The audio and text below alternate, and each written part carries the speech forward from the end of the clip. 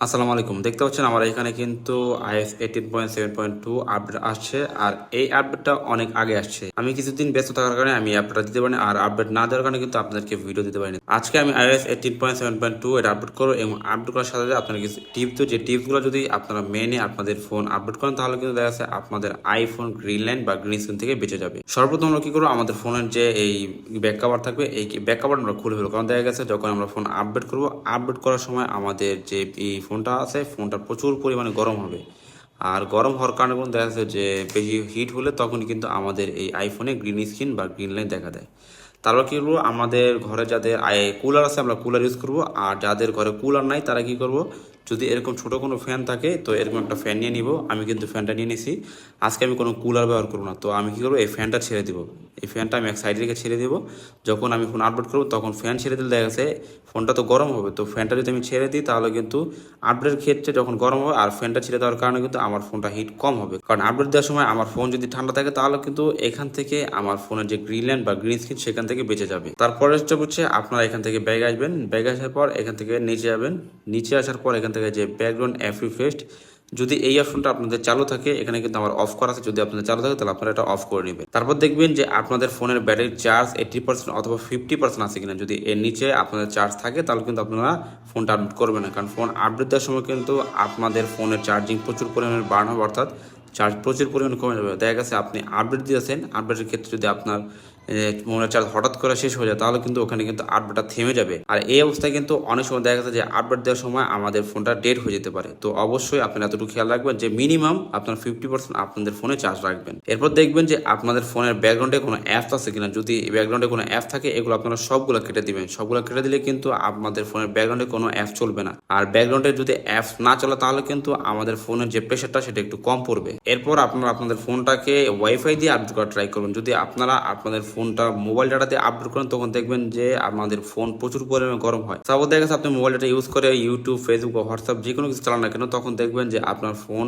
গরম হয় বেশি। আর যদি আপনি ওয়াইফাই ইউজ করেন দেখবেন যে আপনার ফোনটা কিন্তু গরম কম হয়। তো এই ক্ষেত্রে আমরা কি করবো, আমাদের ফোনটা ওয়াইফাই দিয়ে আমরা আপডেট করবো। আর অবশ্যই আমাদের ওয়াইফাই সিগন্যালটা যেন শক্তিশালী হয়, কারণ দেখা যাচ্ছে যদি আমরা নর্মাল ওয়াইফাই দিয়ে আমাদের ফোনটা আপডেট করি আর সেক্ষেত্রে যদি আমাদের এই ওয়াইফাই স্পিড কম থাকে তাহলে কিন্তু আমাদের আপডেটে অনেক সময় যাবে। আর এই সময়ের মধ্যে যদি হঠাৎ করে আমাদের কারেন্ট চলে যায় তো কারেন্ট চলে গেলে কিন্তু আমাদের আপডেটটা পুরোপুরি হবে না। এই ক্ষেত্রেও সমস্যা দেখা দিতে পারে। এই জন্য আমরা ট্রাই করবো যে ভালো একটা ওয়াইফাই দিয়ে আমাদের ফোনটা আপডেট করার জন্য।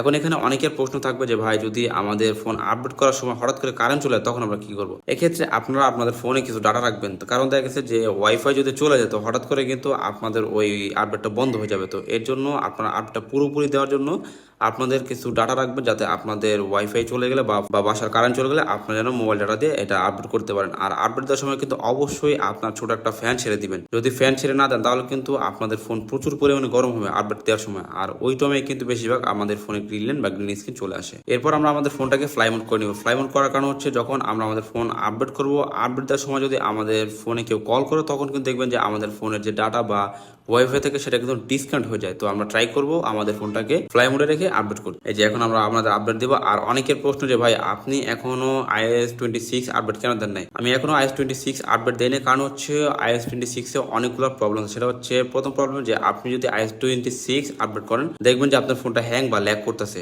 তো এর জন্য কিন্তু আমি এখন পর্যন্ত iOS 26 আপডেট দিই নাই। এছাড়াও নাকি অনেক ধরনের প্রবলেম হচ্ছে iOS 26 যারা আপডেট দিয়েছে, তো এর জন্য আমি এখন আপডেট দিতেছি না। যখন আমি iOS 26 আপডেট দিব বা দেখা গেছে iOS 26 এর ভার্সনটা আপনার পুরোপুরি একেবারে ভালোভাবে আসবে, বাজারে কোনো সমস্যা থাকবে না, তখন আমি আপডেট দিব। আর তখন আমি আপডেট দিলে অবশ্যই আপনার সাথে সেই ভিডিওটাও শেয়ার করবো। তো এখান থেকে আপডেট নাও, এখান থেকে আমাদের ফোনে পাসওয়ার্ডটা দিয়ে দিব। তো আমাদের আপডেট শুরু হয়ে গেছে। এখন আমাদের হচ্ছে ওয়েট করার পালা। আমরা ওয়েট করবো যতক্ষণ পর্যন্ত না আমাদের আপডেটটা শেষ হচ্ছে। আপনাদের আরেকটা কাজ হচ্ছে, যদি আপনাদের ফোনে অটোমেটিক আপডেটটা অন থাকে সেটা আপনারা অফ করে রাখবেন। এটা যদি আপনারা অফ করে না রাখেন তাহলে কিন্তু আপনি যখন আপনার ফোনটা রাত্রেবেলা চার্জ দিয়ে ঘুমাবেন, সকালবেলা উঠে দেখবেন যে আপনাদের ফোন কিন্তু অটোমেটিক আপডেট হয়ে গেছে। তো অনেকের ক্ষেত্রে শুনবেন যে রাত্রেবেলা ফোন চার্জ দিয়ে ঘুমাইছে, সকালবেলা উঠে দেখে যে তাদের ফোনের ডিসপ্লে গ্রিন হয়ে গেছে। তো এটার মূল সমস্যা হচ্ছে এটাই।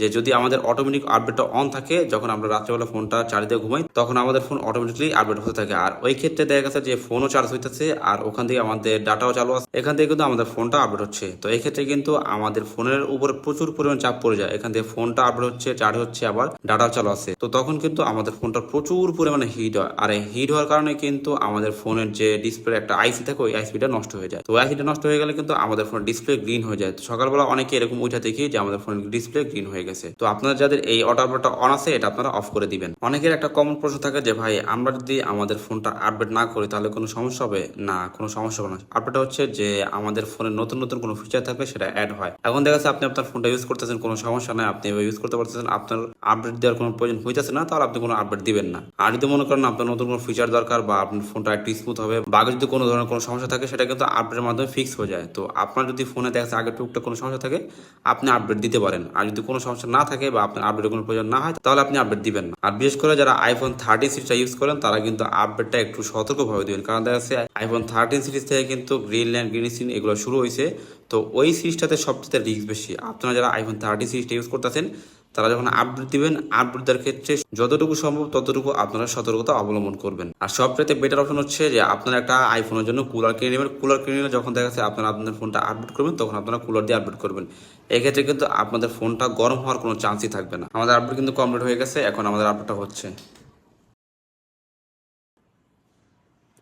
তো আমাদের আপডেট কিন্তু কমপ্লিট হয়ে গেছে। এখান থেকে দেখতে পাচ্ছেন যে সফটওয়্যার আপডেট আমাদের 18.7.2 আপডেট হয়ে গেছে। আমরা একটু সেটিংসে যাবো এখন, এখান থেকে সেটিংসে যাব, এখান থেকে আসবো হচ্ছে জেনারেলে, এখান থেকে অ্যাবাউট। এই যে দেখতে পাচ্ছেন আমাদের কিন্তু 18.7.2 আপডেট হয়ে গেছে। তো আপনারা যদি আজকের এই ভিডিও দেখে আপনাদের আইফোন আপডেট করেন, আশা করি যে ইনশাল্লাহ আপনাদের ফোনে কোনো সমস্যা হবে না। তো যদি আপনাদের এই ভিডিওটা ভালো লাগে তাহলে অবশ্যই এই ভিডিওতে একটা লাইক দিয়ে দিবেন। আর আপনারা আমার নতুন ফলোয়ার হয়ে থাকলে অবশ্যই আমাদের চ্যানেলটা সাবস্ক্রাইব প্লাস আমাদের চ্যানেলটা ফলো করে রাখবেন।